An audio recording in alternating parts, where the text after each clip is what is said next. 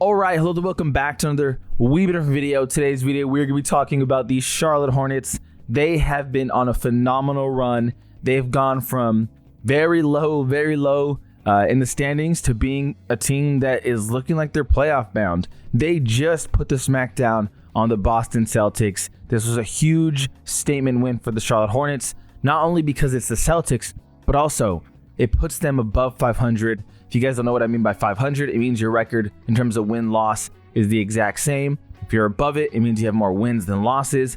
This is very, very huge for the Hornets as a franchise. A step in the right direction for a franchise that has just lost time and time again in really bad fashion. However, this, again, is just, it's a big deal. It's a very big deal. If we talk about the NBA standings, I don't know if it's updated yet with the Hornets record, but let's find out. It is. Hornets at the 9th seed, 32-31. They're right on the heels of the Heat, the Magic. They're even close to the Sixers, if we're being honest. That's only, 2.5 games? So Hornets making a big run. That's 6 in a row.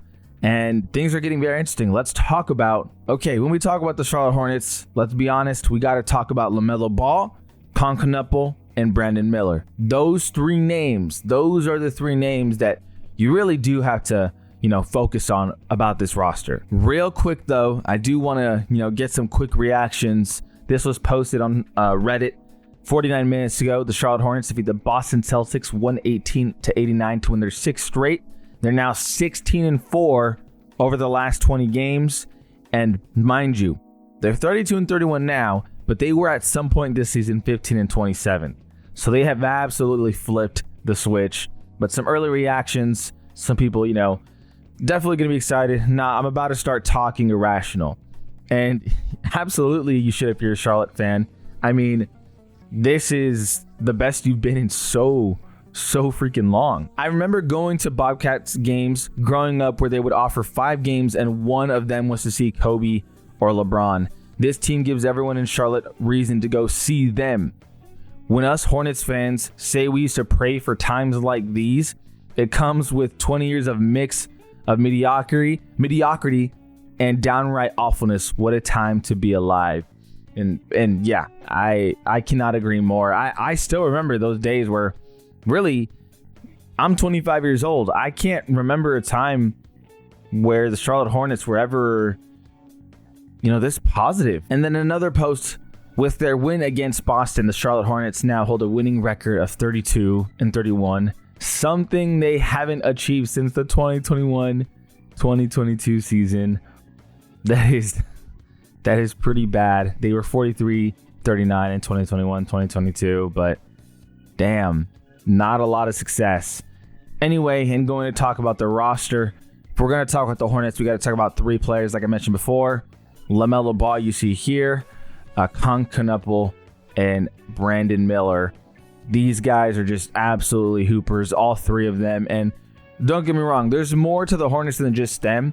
And before we talk about the main guys, let's talk a little bit about, the guys helping out. Josh Green helping out on the defensive end. Zion James plays so freaking hard. He gives 100% of the time. Kobe White, a new addition, but he's been, his past 2 games, he's only been a Hornet in terms of suiting up for 3 games.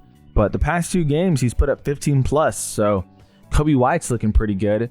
Huge play right here. Moussa Diabate, another player who absolutely just gives it his all. He might not be the most skilled, and that's just the reality of it. He's not. But my God, does he play. He plays like it's his last game almost every night. It's honestly really good for the Hornets to see. Miles Bridges, a player who you definitely can rely on as a veteran. And, he still gives you around 18 a night. So definitely a big piece to this team. Grant Williams has had his moments where I'm like, okay, Grant, it's actually crazy that I'm talking about you in 2026 after felt like a long drought of not having any talks about Grant Williams, although, injury is a thing. Ryan Kalkbrenner, backup center, who actually has a pretty solid night every now and then. But again, really got to highlight these 3. Let's talk about the first player here. Arguably the best player, honestly. I would say he's probably the heartbeat to this team is LaMelo Ball. He's averaging 19.2 points per game, 4.8 rebounds, 7.4 assists.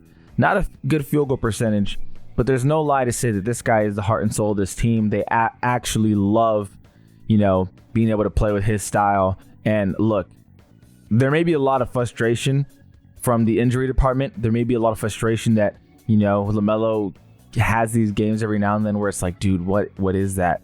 But man, he just gives this Hornets team life. And you may have heard Brandon Miller talk about it, but he is the guy in the locker room. That's just blatantly what it is.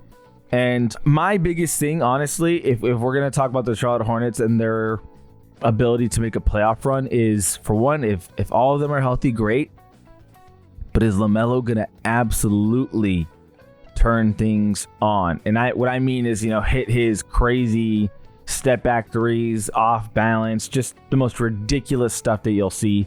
Are you going to be seeing that from LaMelo? Because if you do, you never know. This Hornets team could make some noise. What I mean by noise, I'm not talking about, going to the finals, but, winning the first round, putting some pressure on the second team that they play. So you never know. And I think LaMelo Ball is going to be the biggest reason, I would say, behind their success, if they do have any success in the playoffs.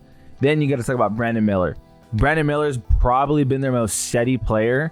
He just comes in every game, plays really hard, able to be a really, really physical defender as well. It's not something people talk about too much because before this run, people weren't talking about the Hornets. I don't know if you guys remember, and granted, it's been a while, but back in my old power ranking videos, I would say, I think this Hornets team is super talented. I think their record will improve. Now, am I going to sit here and tell you I thought they'd do 16-24 in their last 20? No. However, I did believe in him.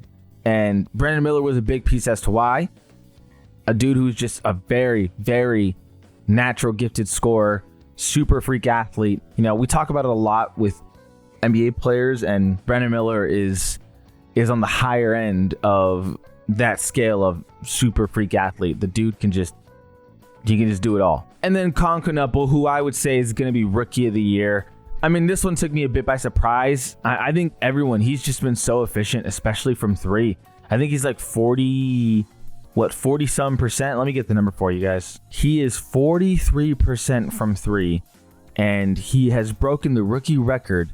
Let me add this too. He's broken the rookie record for most threes for a rookie, and he broke that like 4 or 5 games ago. He's over 200 threes on the season, and he's been phenomenal. Honestly, he's probably been better than what they could have hoped for this early on. He's definitively been better from what they could have hoped for this early on. And with a mix of these three guys who they offer different things, like LaMelo's going to offer, again, that swagger, that confidence to this team.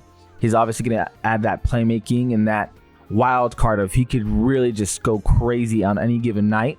Brandon Miller's your more true scorer where he's just going to drop you 20 a night.